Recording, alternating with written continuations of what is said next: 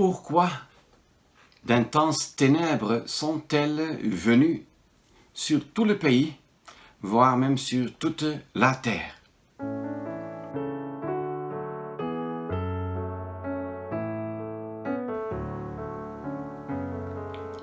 Bien-aimés frères et sœurs en Christ, bienvenue à cette petite vidéo où je voudrais m'occuper avec vous de la question pourquoi des ténèbres sont-elles venues sur tout le pays, voire sur toute la terre.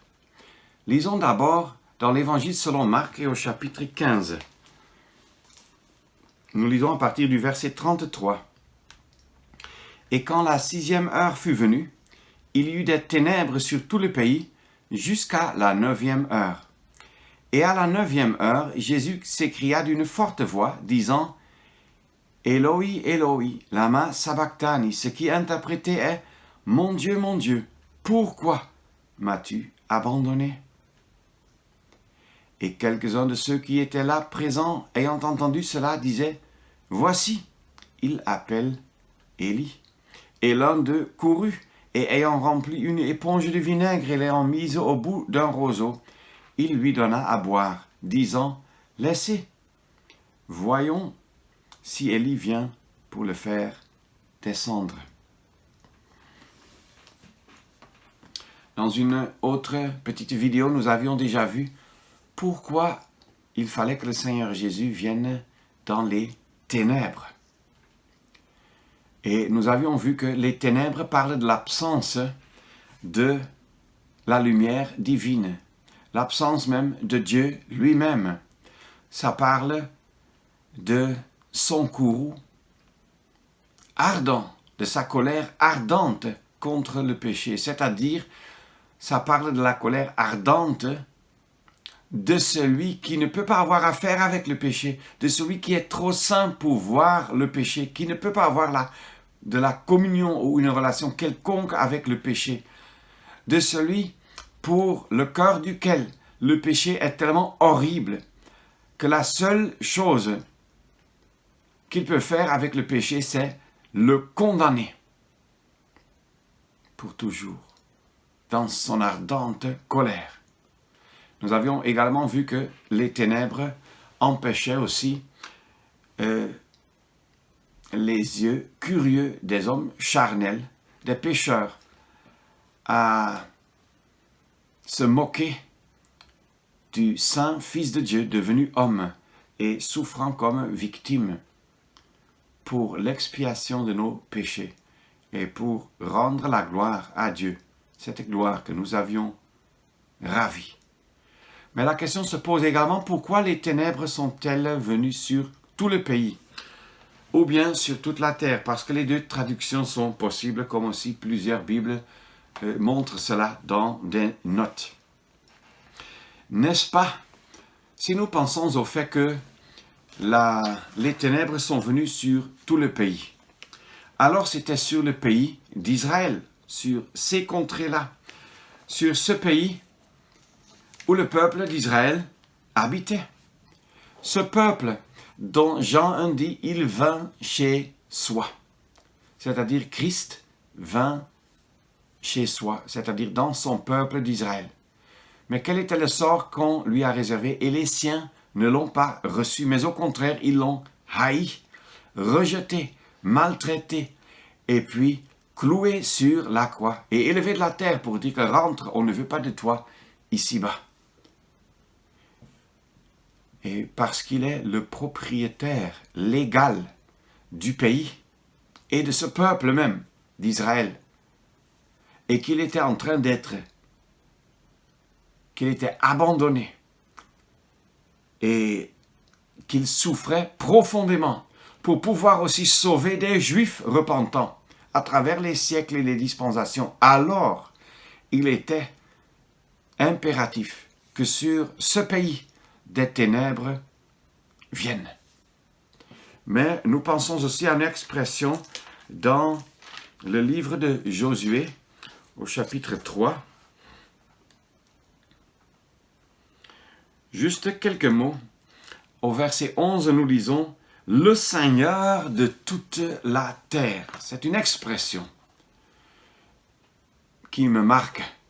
Pourquoi fallait-il que toute la terre soit couverte de ténèbres, puisque le Seigneur, le souverain de toute la terre, le maître même de l'univers, peut-on dire, n'est-ce pas, est devenu une malédiction sur cette même terre.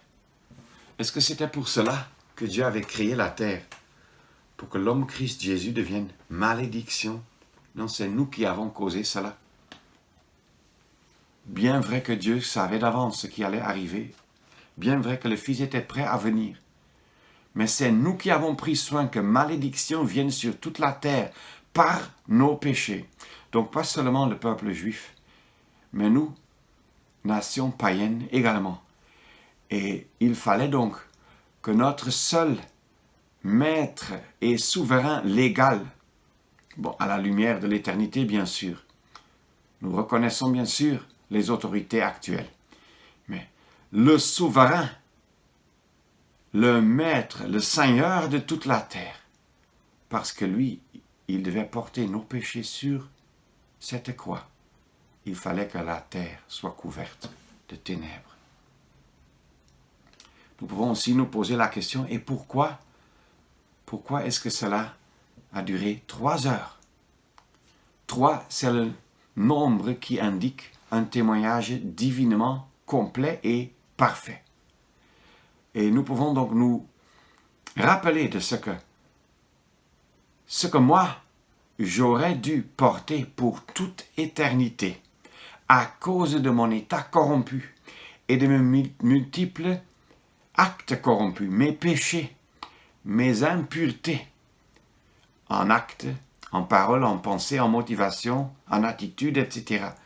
Tout cela, on peut dire dans une forme condensée, en toute fureur, dans la fureur de la colère ardente de Dieu, s'est abattu sur lui, sur le seul homme qui ait jamais vécu sur la terre, qui est pur, saint, sans péché, sans dette, sans culpabilité, saint, irréprochable, juste. L'éternité du châtiment du Dieu très saint contre moi et contre mes multiples, oui, innombrables péchés a été portée par le Seigneur Jésus-Christ dans 3 heures de ténèbres, 3 heures qui étaient indescriptiblement lourdes. Et on peut dire écrasantes, puisque c'est ce que nous lisons en Ésaïe 53. Il plut à l'Éternel de le meurtrir. N'est-ce pas que Galates 3 nous parle de ce que maudit est quiconque est pendu au bois? Et qu'est-ce que nous lisons alors? C'est un autre mot pour malédiction. En 1 Corinthiens 16, si quelqu'un n'aime pas le Seigneur Jésus-Christ, qu'il soit anathème. Anathème n'est pas le mot en Galates 3, mais il y a un parallèle, une relation.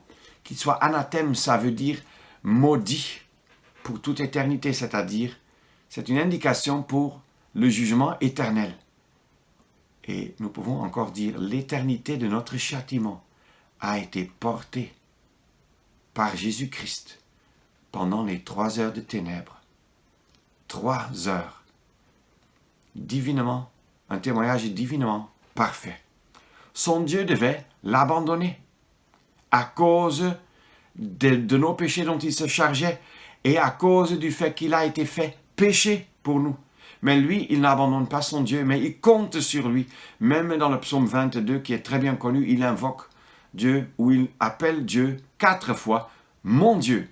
Il reste, pour ainsi dire, proche de son Dieu.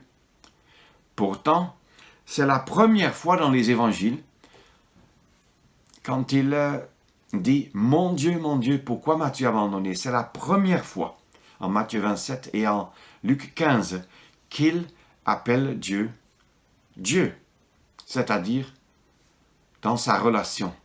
Il ne l'appelle pas son Père. Auparavant, il a parlé plusieurs fois de « mon Père qui est dans le ciel ». En Matthieu 11, il dit « Je te loue, Père ». En Jean 16, il dit « Et pourtant je ne suis pas seul », verset 32, « car le Père est avec moi ». Dans le jardin de Gethsémane, il dit « Abba, Père ». Or, les gens qui entouraient la croix ne pouvaient pas comprendre que quelqu'un qui était devenu malédiction puisqu'il était pendu, cloué à la croix, que quelqu'un qui était devenu malédiction puisse invoquer Dieu et puisse même appeler ce Dieu mon Dieu. Comment est-ce que un crucifié maudit, tel que le peuple le considérait, pouvait invoquer Dieu comme son Dieu? C'est pour cela que plusieurs ont pensé qu'il n'appelle pas son Dieu, mais plutôt Élie, puisqu'Élie était un homme de Dieu dans l'Ancien Testament. Mais nous voyons que l'homme a toujours été aveugle. Et même l'homme qui voit un peu, nous, même comme êtres humains, nous sommes souvent limités dans notre vision. C'est le cas aussi pour ces incrédules autour de la croix, qui pensent qu'il appelle Élie. Et certains même se moquent de cela, disant que « regardons, attendons, si Élie vient pour le sauver ». Mais il ne fallait pas qu'ils attendent qu'Élie vienne. Lui, il s'attendait à son Dieu. Et dans le psaume 22, il a dit « Tu m'as répondu ». Dieu lui a donné la réponse en confirmant que l'œuvre était accomplie et en le ressuscitant d'entre les morts et en lui donnant beaucoup de fruits. Mais n'oublions jamais, il fallait que, pour que le peuple d'Israël soit, ou pour que des Israélites soient rachetés, il fallait que le propriétaire légal de ce pays et de ce peuple entre dans des ténèbres qui enveloppaient tout le pays. Il fallait que le souverain, maître et seigneur, qui règne la terre tout entière, qui règne les païens également, entre dans les ténèbres qui couvraient, selon notre traduction, toute la terre, pour pouvoir sauver des âmes dans le monde entier, tel qu'il le fait encore de nos jours. Il fallait que ce soit 3 heures, parce que c'est un témoignage divinement parfait et complet, que tout est accompli. Et que maintenant, l'éternité de notre châtiment a été portée par lui. Tout est fini. Tout est mené au comble. Il n'y a plus rien à ajouter. Nous sommes émerveillés de voir que son Dieu l'a abandonné pour que nous ne soyons pas abandonnés pour toute éternité en enfer. Quelle grâce! Oui, Jésus-Christ est merveilleux. Il est digne d'être loué, d'être adoré, même aujourd'hui, par toi et vous et moi qui sommes rachetés. Et si quelqu'un regarde cette vidéo qui n'est pas encore racheté, qu'il se repente maintenant que c'est encore le jour de grâce. Aujourd'hui, viens à lui. Repentez-vous et croyez à l'Évangile. Merci.